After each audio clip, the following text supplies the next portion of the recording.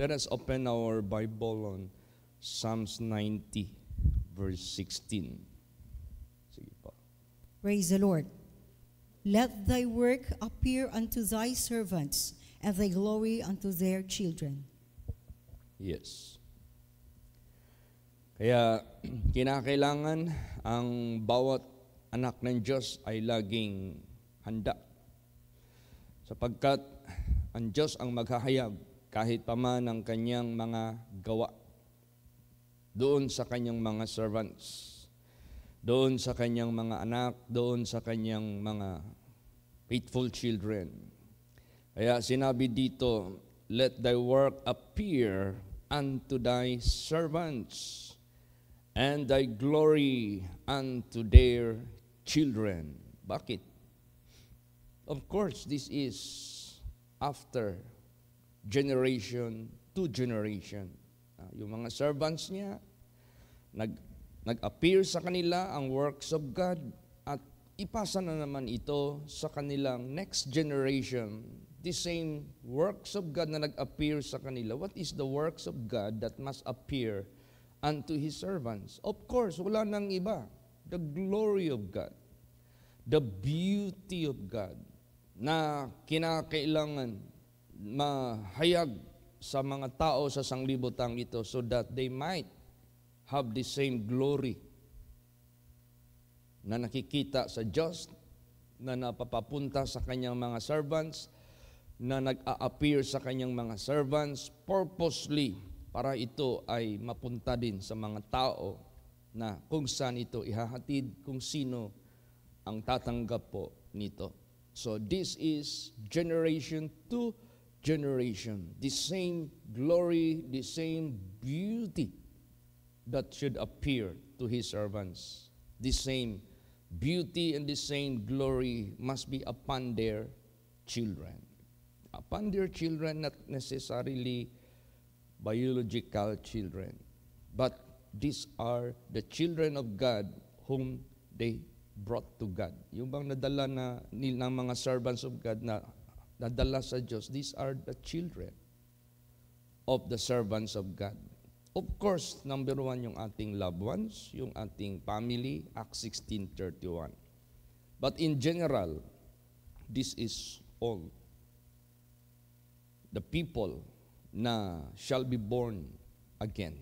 Praise the Lord. These are the children of God. Kaya basahin natin what glory must appear sa buhay natin. Psalms 90, verse 17. Praise the Lord. And let the beauty of the Lord our God be upon us, and establish thou the work of our hands upon us. Yea, the work of our hands, establish thou it. Yes. Pag sinabi mong, let thy work appear unto your people or unto your servants, meaning to say, this is the beauty of the Lord. So that mag-appear ito sa atin, so therefore let His beauty be upon us. Kaya nga sinabi dyan, and let the beauty of the Lord our God be upon us, and establish thou the work of our hands upon us.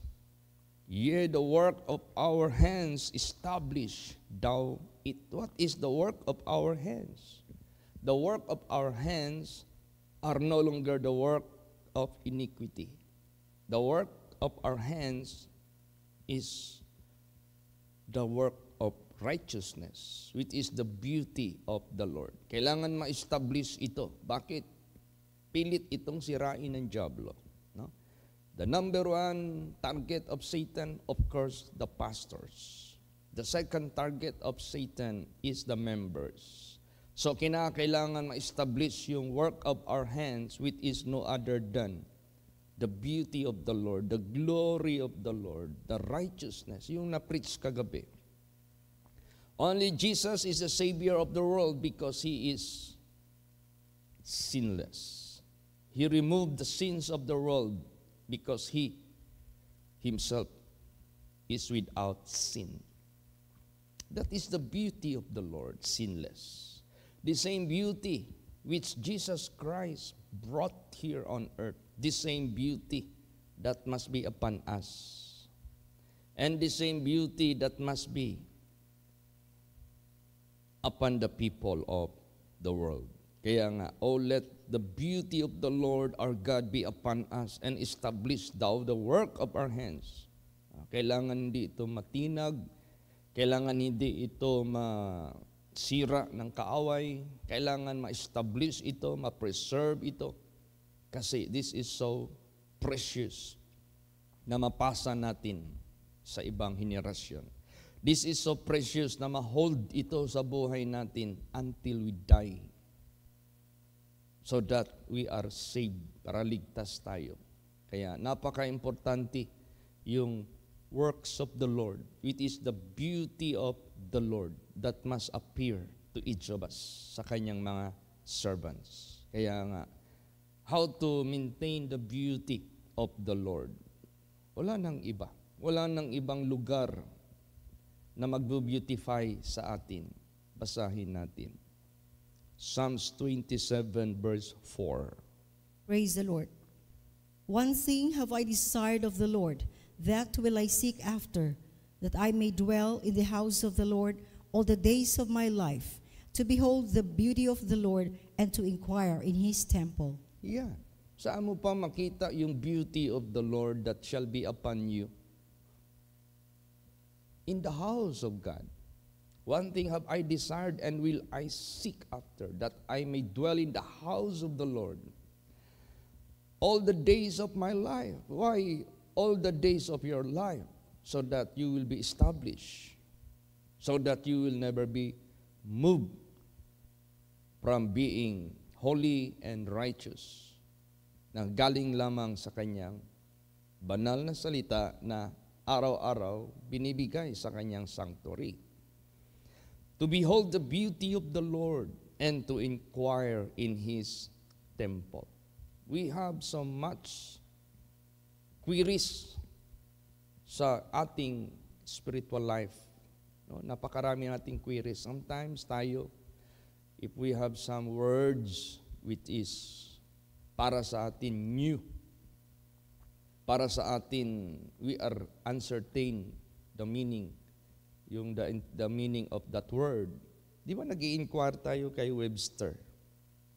Sometimes we pronounce words, sometimes we are doubt whether it is right pronunciation or wrong. We inquire Webster. We let Webster speak that word and pronounce it properly. So ganun din sa spiritual life natin. Meron tayong mga queries sometimes that we want to know, sometimes we want to comprehend, to understand. Dito sa sanctuary niya, dito sa loob ng kanyang simbahan, we can inquire the Lord. And He will speak to us by His prophets. He will speak to us by the Word of God. Ganun. Kaya, that beauty of the Lord na nanggagaling dito sa kanyang house, kailangan hindi na yan maputol. Continuous na yan all the days of our lives. Praise the Lord. Huwag nang maputol yan. Pasalamat tayo kay Lord Jesus Christ. He established house of God so that we have somewhere to go and inquire the Lord and to behold the beauty of the Lord. Kaya ito yung dapat mag-appear sa atin lahat. Ito yung dapat ang makita sa lahat. O saan natin makikita si Lord Jesus? Basahin natin. Psalms 50 verse 2. Praise the Lord.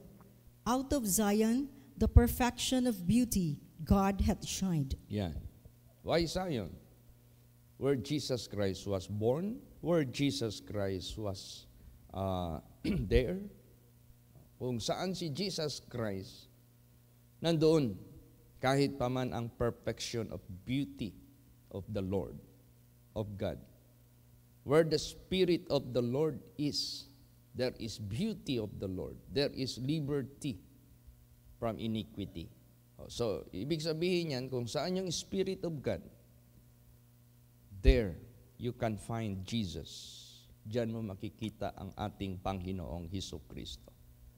Ganun ka-importante ang house of God, that Jesus, that the living God must be there, nandyan. Nagsasalita, nagsasaway, gumagabay, nakakaalam sa ating mga gawa, nakakaalam sa lahat ng ating pag-iisip. He used to guide us. He used to instruct us. He used to show what is ahead. He used to show the unseen matters. That is how God will guide His children.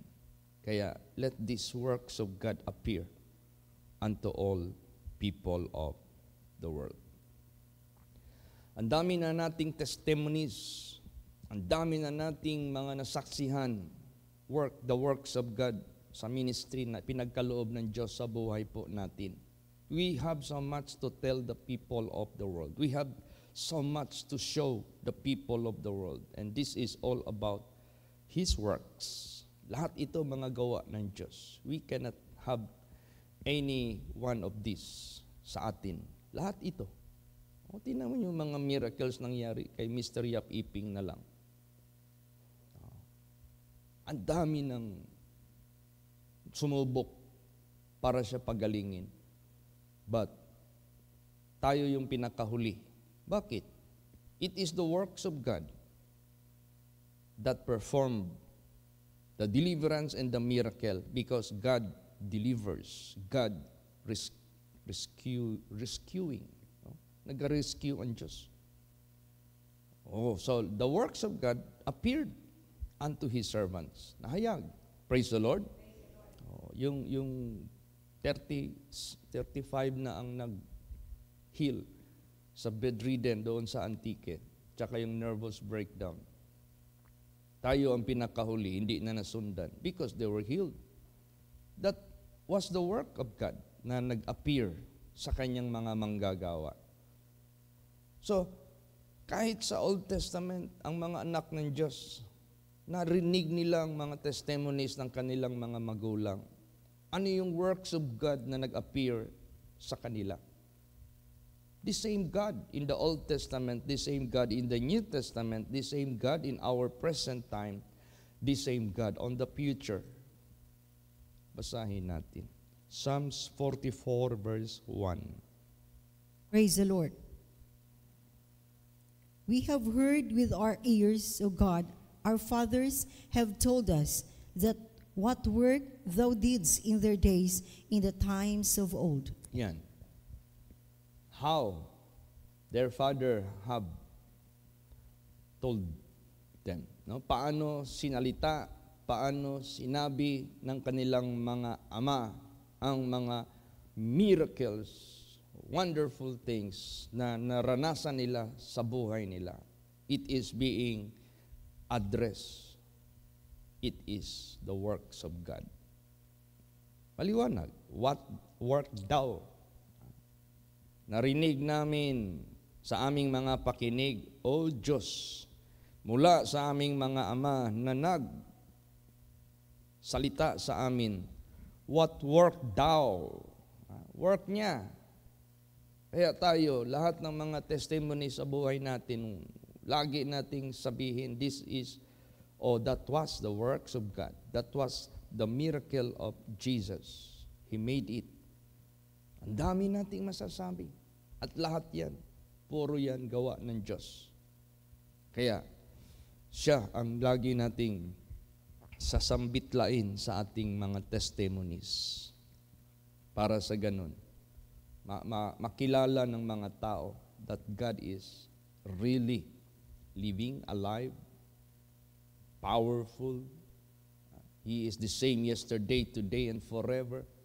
Actually, we are bringing the face of God to the people of the world. Siya yung mukha ng Diyos ang pinapaharap natin sa mga tao. Kasi yan lang ang makakaligtas. Siya lang makapagsasalita ng tama. Siya lang makapaggagawa ng hindi kayang gawin ng ano paman sa sanglibutang ito. Siya lang ang makakaligtas sa kamay ng kadiliman. Siya lang, wala ng iba. Kaya nga, let us bring the face of God because it is God Himself will save the world. Siya lang. Tayo. Sino bang nagligtas sa atin? It is the presence of God na hinatid sa atin through the gospel, through the servants of God. Kaya, the same way ang ating gagawin. Let thy work, O God, or let the works of God appear unto us, your servants, para maligtas ang mga tao. Basa. Psalms 80, verse 3. Praise the Lord. Turn us again, O God, and cause thy face to shine, and we shall be saved. Yan. Wherever the face of God will shine, if they believe and receive it, they shall be saved. Ngayon sa buhay natin, the face of God did shine. We believe, we accept, we receive, we obey, we continue. Yun yung magliligtas sa atin. So the same way na ating gagawin sa ibang tao, let His face shine also upon them. And if they believe and if they receive Him, they shall be saved. Maliligtas din sila. Sigurado yan.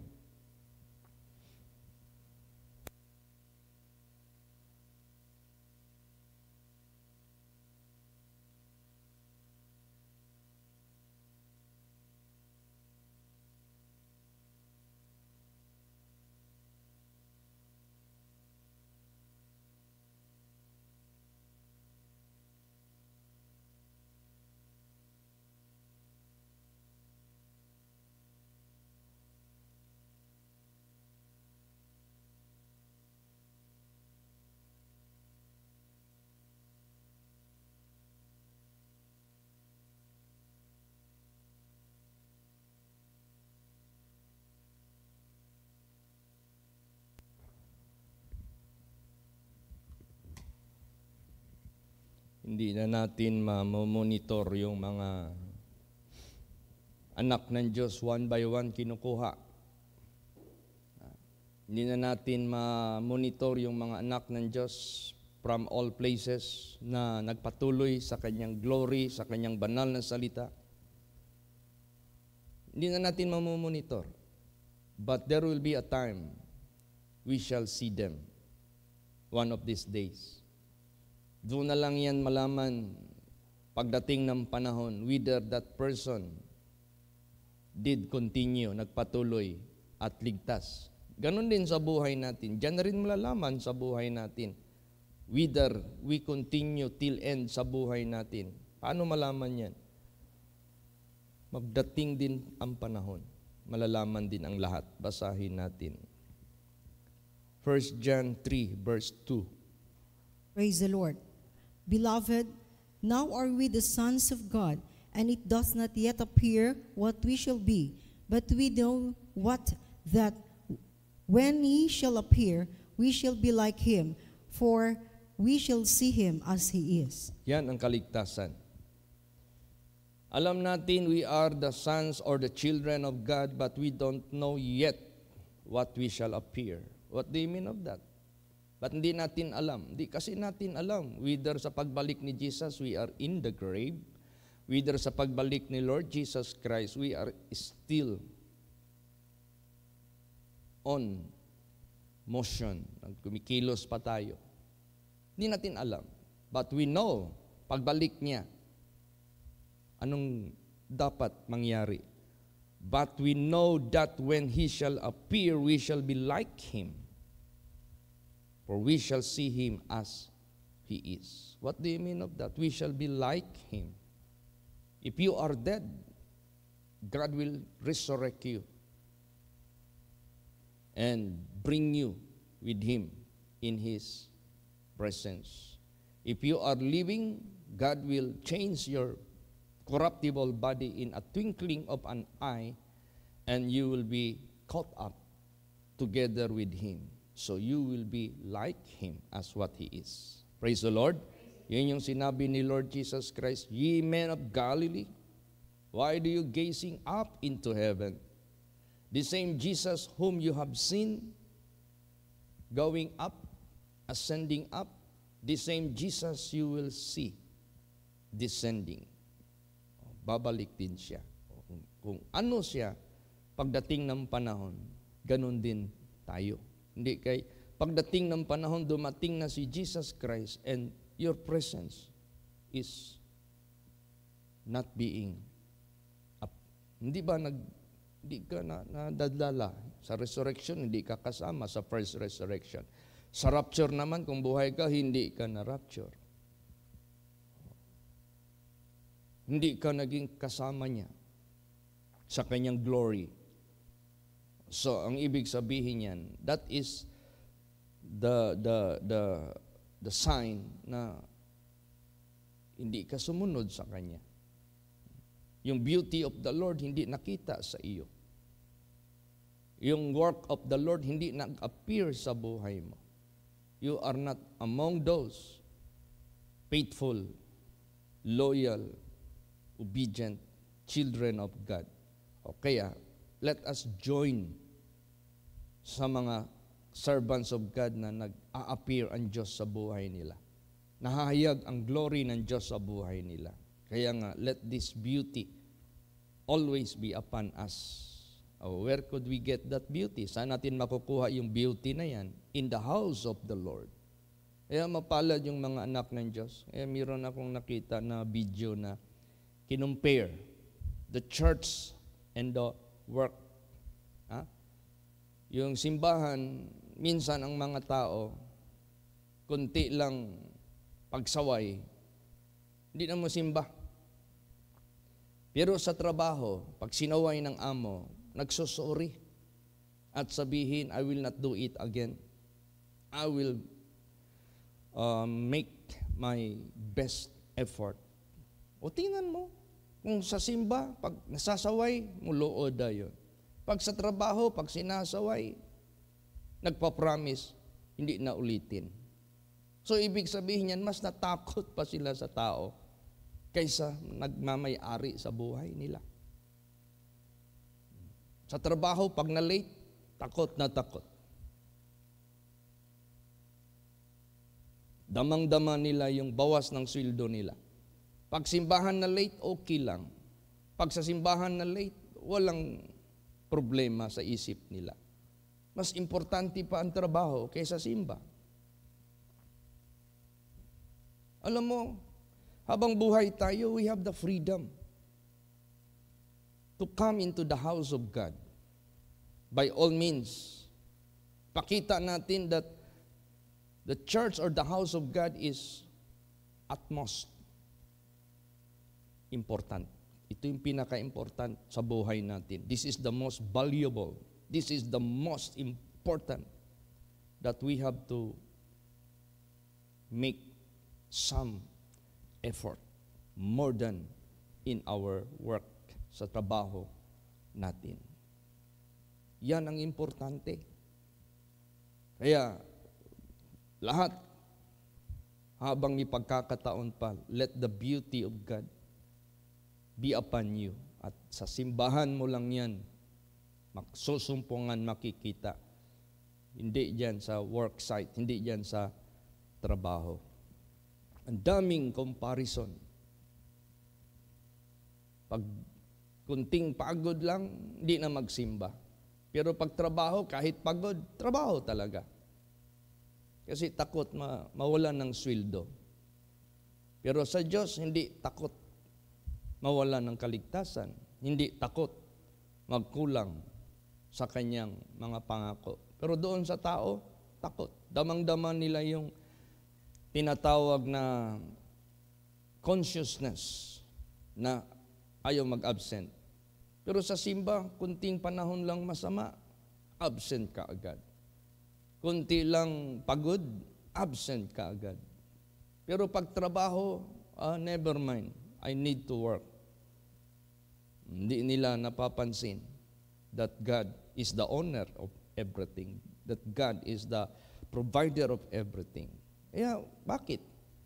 Minus, kulang ang tiwala sa Diyos, kulang ang pananampalataya sa Diyos, kulang ang takot sa Diyos, kulang ang relasyon sa Diyos.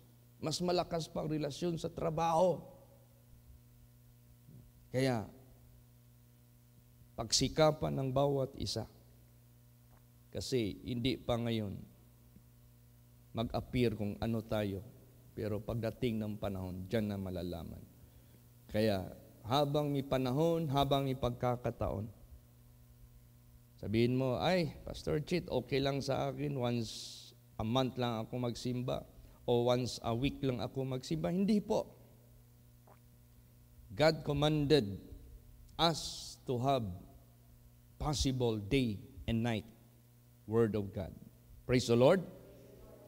Ngayon, nagbigay si Jesus Christ ng consideration 3 times a week. Bakit kinumandya ng ating Panginoong Diyos? Dahil dyan tayo maghugot ng lakas ng ating spiritual. Now, pag yan ang maapektuhan, malaking problema yan sa buhay natin. You are no longer just, you are no longer righteous in the eyes of God. Bakit? Kulang ka sa spiritual strength. Kulang ka ngayon sa resistance sa mga tukso sa sanglibutang ito. So ang mangyari ngayon, maging hilaw ka na Kristiyano, half Christian, half worldly. O kaya maraming mga hilaw na mga Kristiyano. Bakit? Hindi yung buong puso yung kanilang pagsamba sa Diyos. Pero sa trabaho, walang absent. Kung sabihin ng amo, kahit linggo, meron tayong overtime kasi may order, pasok ka agad. Ilang oras man lang yung pag-upo nyo dyan sa pagpakinig ng Word of God. Mahaba na yung 1.5 hour. Mahaba na yan. Sa trabaho, 8 hours, walang reklamo. Humihingi pa ng overtime, 4 hours. Di ba makita natin kung ano talaga ang ating pagsisikap na ang beauty of the Lord mag-appear sa buhay natin. What kind of beauty you have o you shall have? Kung seldom ka lang makikita sa simbahan, more ka lang sa sanglibutang ito. So, ang mangyayari ngayon, ang impluensya mo, more sa sanglibutang ito. Hindi more dito sa Panginoon. Inutos yan ng Diyos Pinakalis na yan 3 times a week. Pinakakunti na yan. Praise the Lord. Hindi kay para sa iyo ang 3 times a week mo, that is more than na, higit na, over na. Hindi po, that is the least. Now, if you could come daily in the devotional or ordinary services, that is at most yung pinaka. Pero nagbigay ang Diyos ng consideration at least 3 times a week. Hindi mo pa nagawa. Dami pa mo pang reason. Pagtrabaho ang pag-usapan, patay-patay ka sa pagod. Never mind, basta makatrabaho ako, may sweldo ako. Anong tingin mo sa Diyos? Lesser siya kaysa tao? Anong tingin mo sa tao? Greater siya kaysa Diyos? Yan lang ang isipin natin. Kaya, therefore, kinumandya ng Diyos at least 3 times a week. Praise the Lord. Basahin natin yan. Psalm 68:28. Praise the Lord. Thy God hath commanded thy strength. Strengthen, O God, that which thou hast wrought for us. Yan, kinumandya yan. Thy God hath commanded thy strength, your strength. How do you strengthen yourself? Recharge. How do you recharge? In the sanctuary. Kinumandya ng Diyos. Strength, O God, that which thou hast wrought for us. Tingnan mo, abang powerful ang Diyos sa buhay natin to recharge you, then at least 3 times a week. Praise the Lord. Yun yung pinaka-list, yun yung pinaka-kaunti, pinaka-list na yan.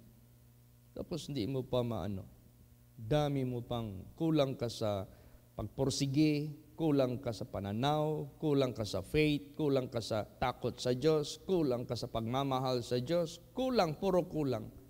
Binuhos mo na lahat sa trabaho mo ang effort mo. Binuhos mo na sa trabaho mo ang matatawag nating lakas mo. energy mo, talent mo, not knowingly, that will disappear anytime. But God will never disappear. Kaya isipin lang natin lagi yan. Huwag nating baliktarin ang sitwasyon ito. Huwag nating baliktarin yan. Okay, basa pa, 2 Thessalonians 2:16 hanggang 17. Praise the Lord. Now our Lord Jesus Christ himself, and God, even our Father, which hath loved us, and hath given us everlasting consolation and good hope through grace, comfort your hearts and establish you in every good work and work. Yan. Ginawa na ng Diyos. Wala na siyang pagkukulang sa atin. Now our Lord Jesus Christ himself and God, even our Father, which hath loved us. Ginawa na niya ang pag-ibig niya sa atin. Binigay niya ang kanyang buhay.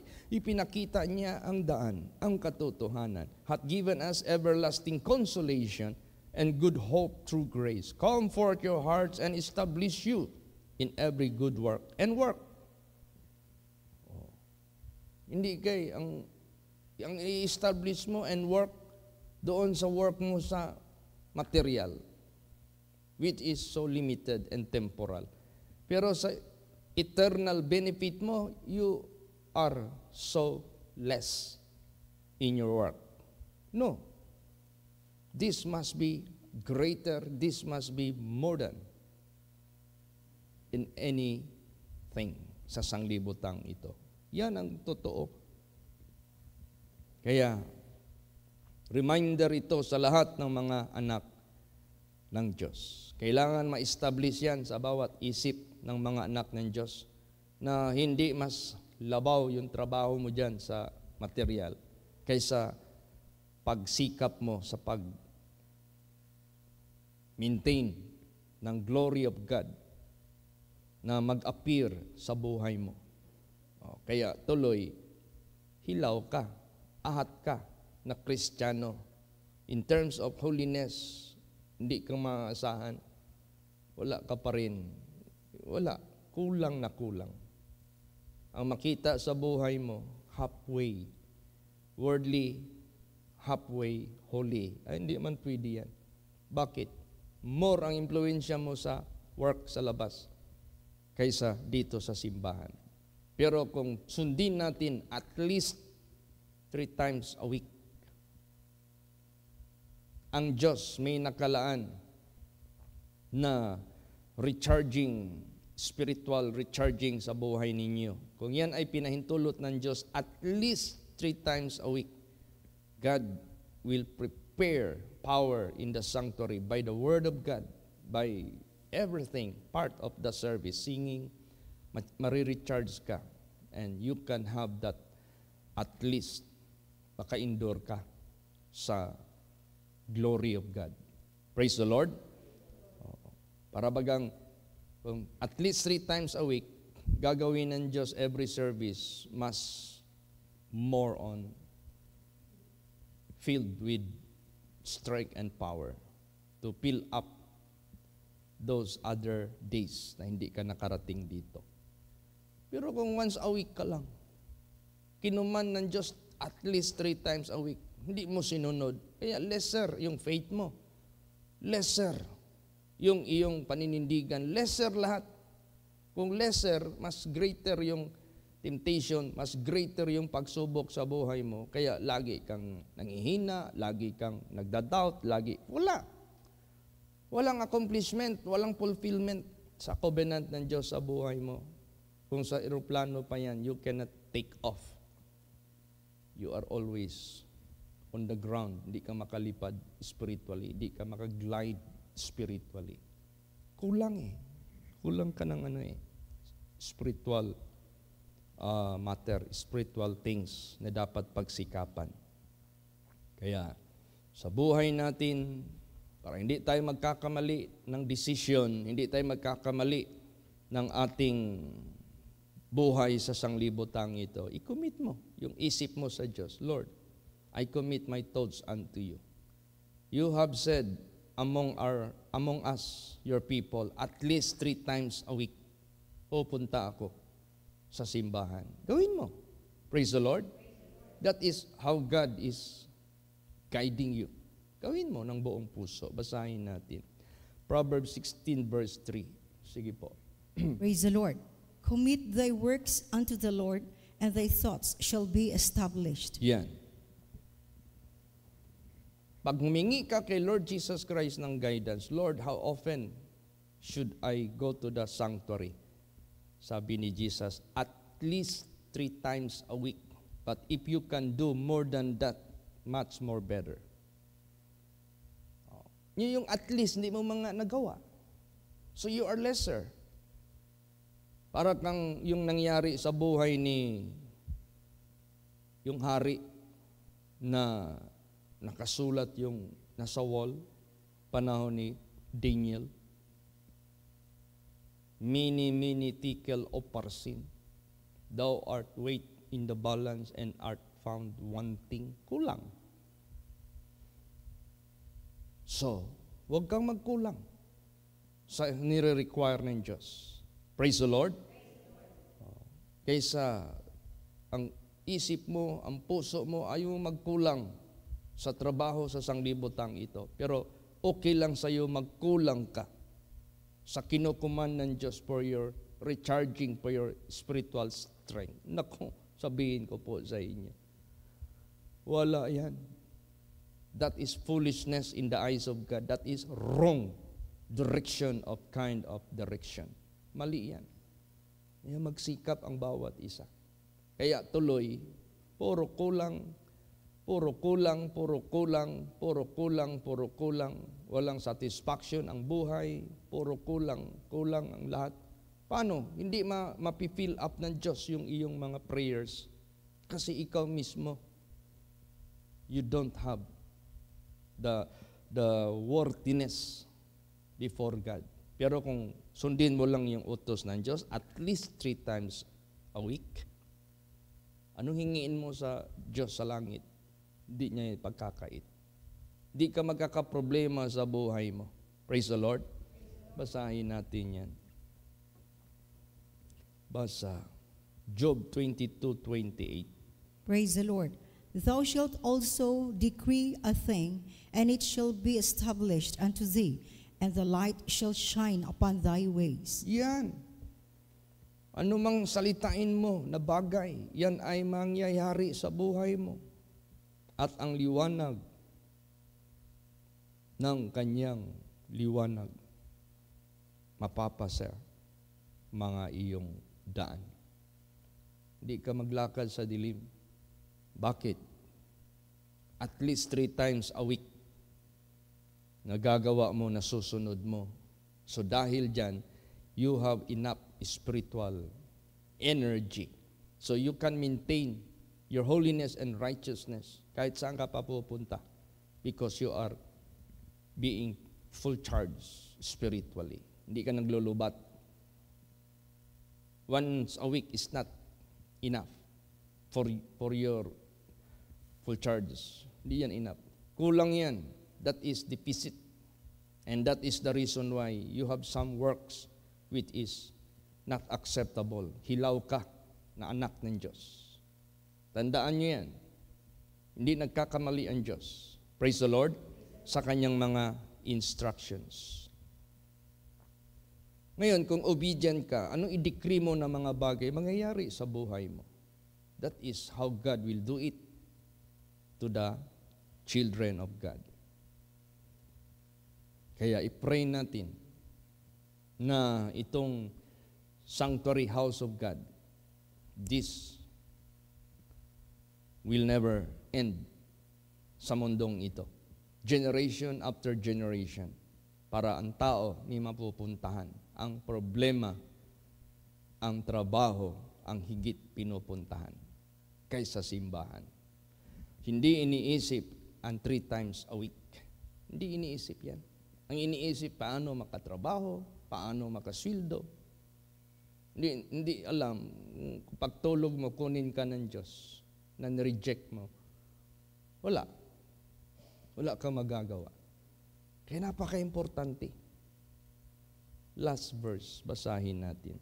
2 Thessalonians 3:1. Praise the Lord. Finally, brethren, pray for us that the word of the Lord may have free course and be glorified even as it is with you. Yes.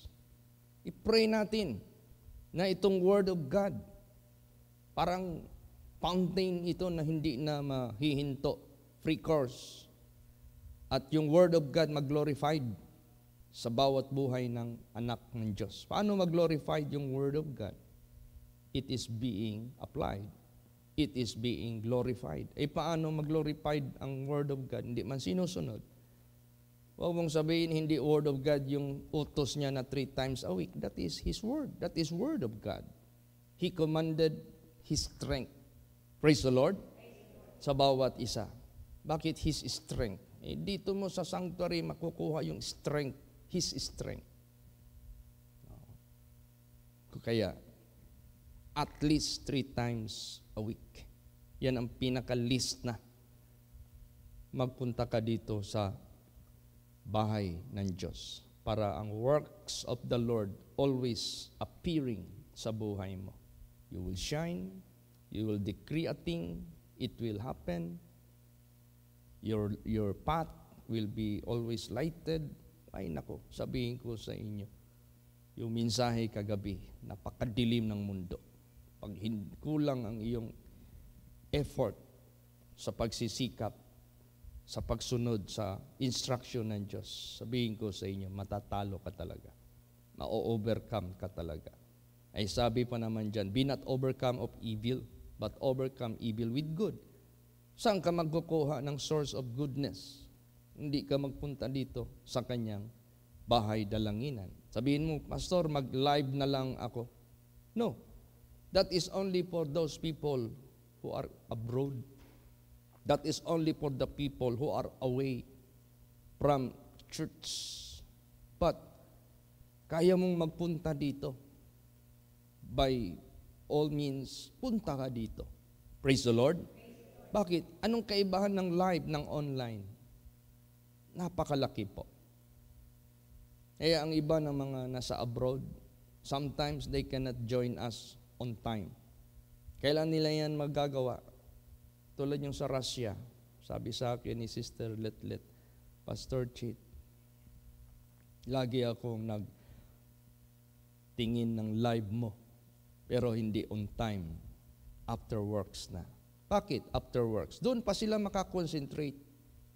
Ngayon, mag-live ka dito sa Davao, taga Davao ka. During yan, may magluluto ka, magkain ka, mayroon kang siniservisyuhan. How could you have quality hearing the Word of God if you are doing other works? Oh. Tapos sabihin mo, at saka na lang ako mag-live pag wala na, pag malapit na ako matulog. Ngayon, ang problema habang nagre-review ka, katulugan mo, hindi mo natapos. Wala rin. Samantalang magsikap ka, magpunta dito, actual. Praise the Lord. Fresh na fresh ka. Salong-salo mo yung Word of God. Plus, you can take notes. You can make it at your home. Review. Ganun po.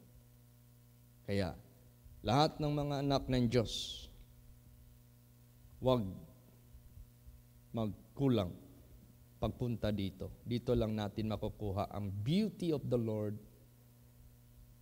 and to inquire in His temple para yan ang mag-appear sa atin anywhere, anytime, saan tayo. Praise the Lord. Magsitayo po ang lahat. Let us all pray. Hallelujah.